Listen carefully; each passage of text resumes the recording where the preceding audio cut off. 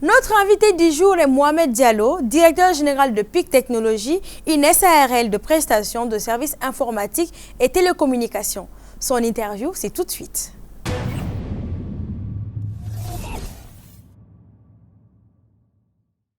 Bonsoir Monsieur Diallo. Bonsoir.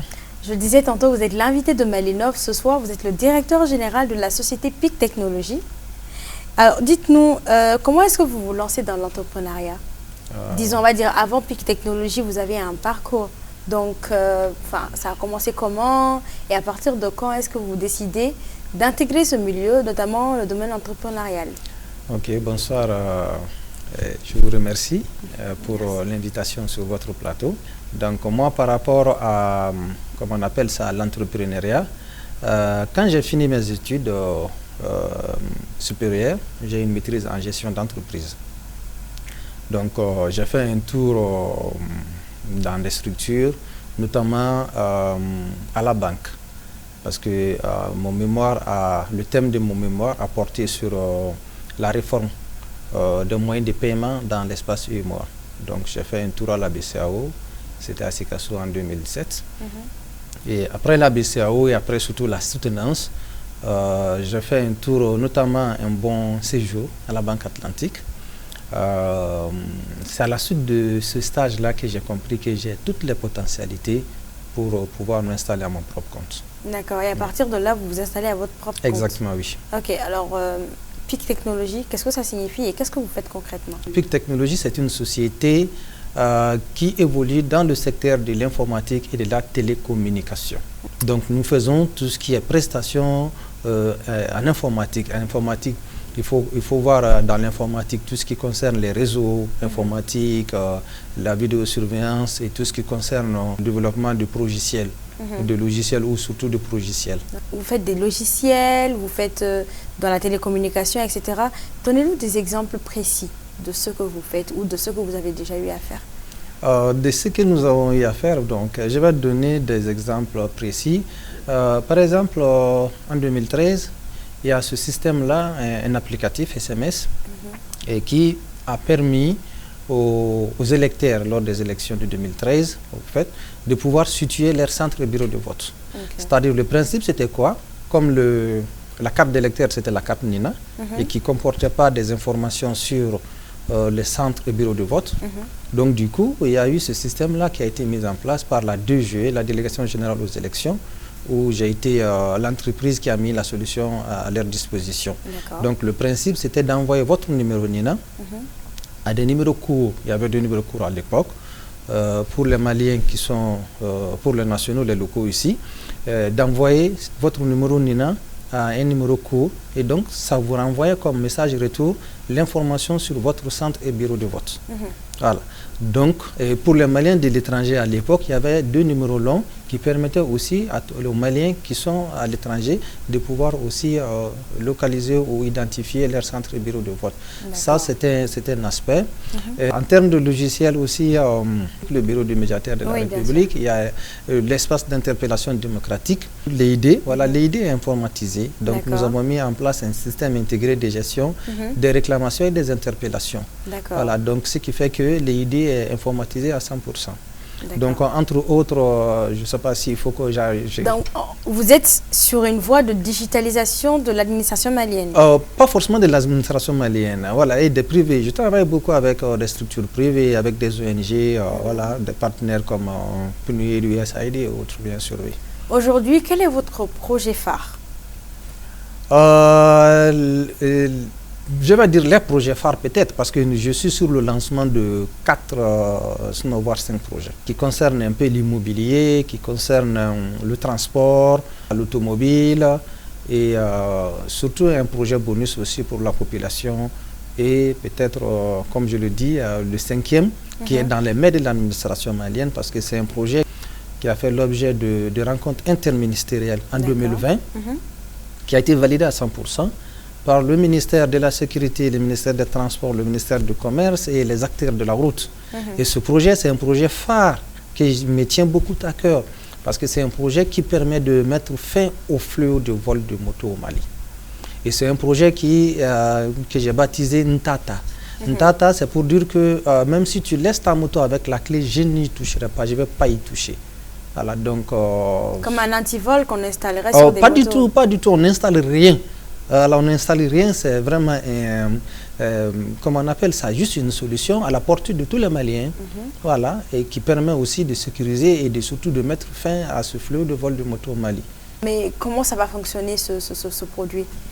Ce produit, au fait, c'est quoi? C'est juste une application que nous avons pensé, juste avec une équipe. Voilà, donc nous avons pensé mettre à la disposition de la population malienne. Donc c'est une application aussi qui fonctionne avec uniquement les SMS. Il n'y a pas même question d'internet. Donc qui permet par exemple à tous les détenteurs, par exemple propriétaires de motos, de pouvoir faire un enregistrement de leur moto. Mais concrètement, comment est-ce qu'ils vont faire pour qu'on ne puisse pas du tout voler la moto? Oui, c'est-à-dire quoi? C'est un système qui est là. Dans un premier temps, le premier aspect, c'est de pouvoir enregistrer la moto. D'accord. Ok, donc quand chaque propriétaire enregistre, il y a cette base de données. D'accord. Le deuxième aspect, c'est de pouvoir déclarer les vols de moto. Quand la moto est volée, tu fais une déclaration.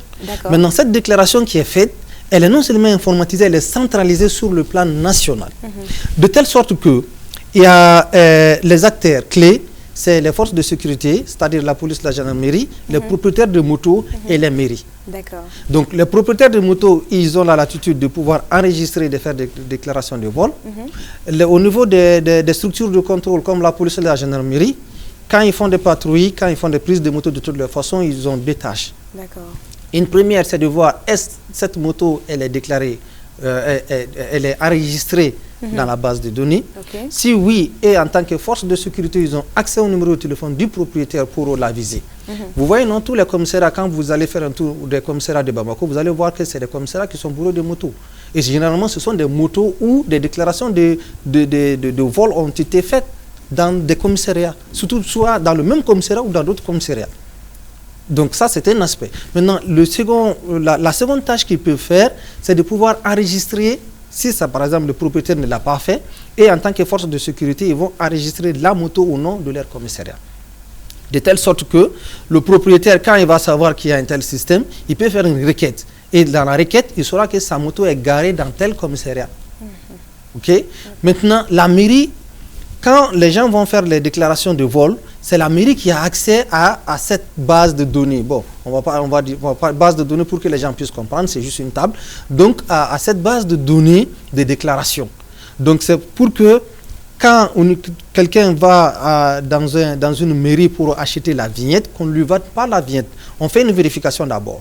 Est-ce que cette moto, c'est une moto déclarée volée? Si oui, la mairie, on ne doit pas vendre la vignette à cette personne, mais surtout, on doit mettre la personne à la disposition des forces de sécurité pour des investigations. Donc, ils ont déjà le nom du propriétaire, tout, etc. Oui, c'est-à-dire pas ça, c'est juste des investigations. C'est-à-dire tu es venu avec la vignette d'une moto qui a été déclarée par quelqu'un d'autre que c'est une moto volée. Donc maintenant, ça sera aux forces de sécurité de faire des investigations et de trouver le réel propriétaire de la moto.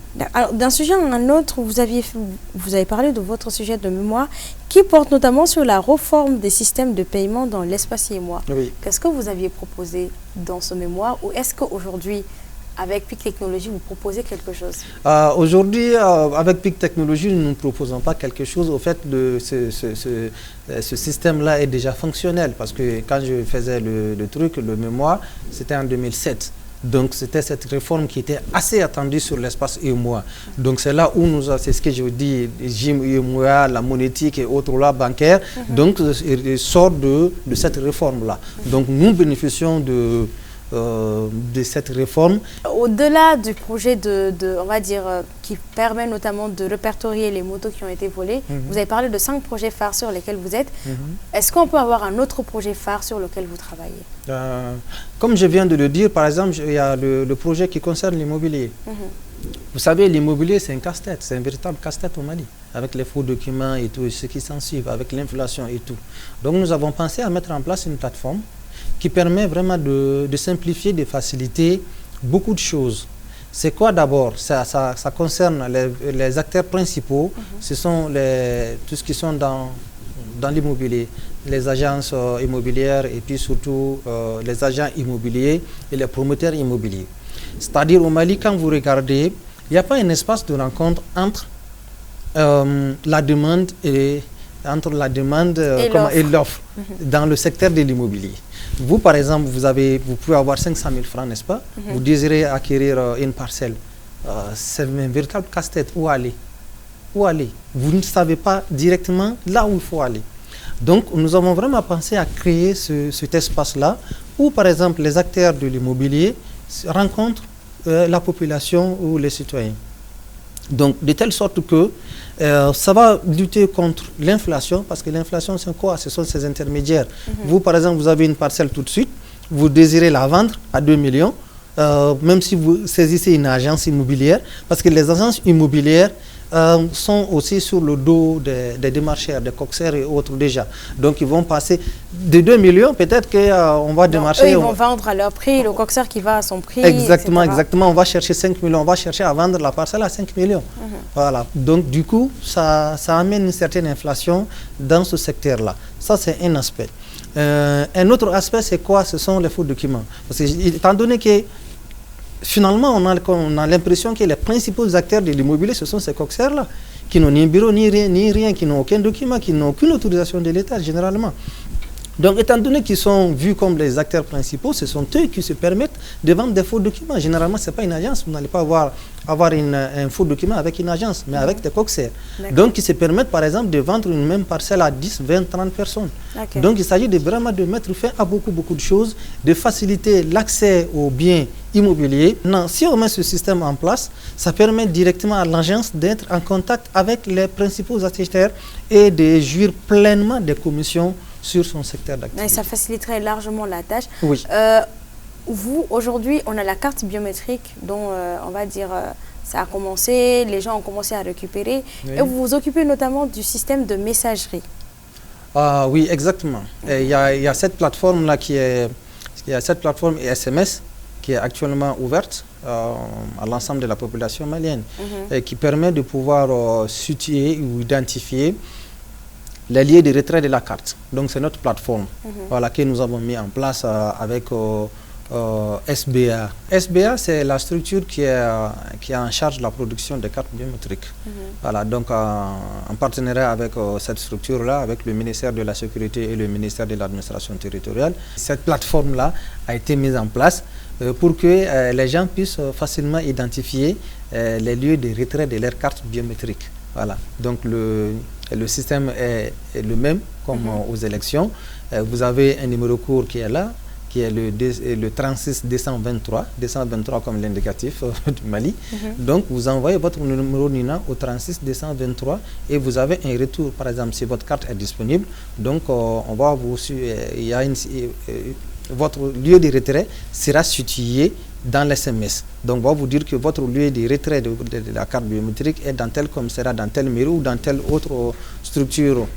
Maintenant, si la carte n'est pas disponible, on va vous dire que la carte n'est pas disponible pour le moment. D'accord. Voilà. Alors, juste une dernière question juste pour terminer.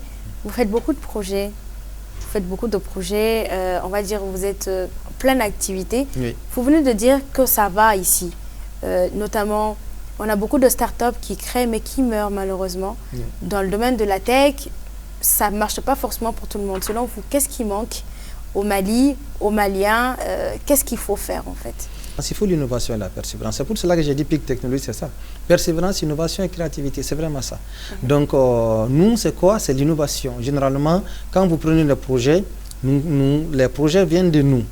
Voilà. Nos projets, c'est à notre initiative.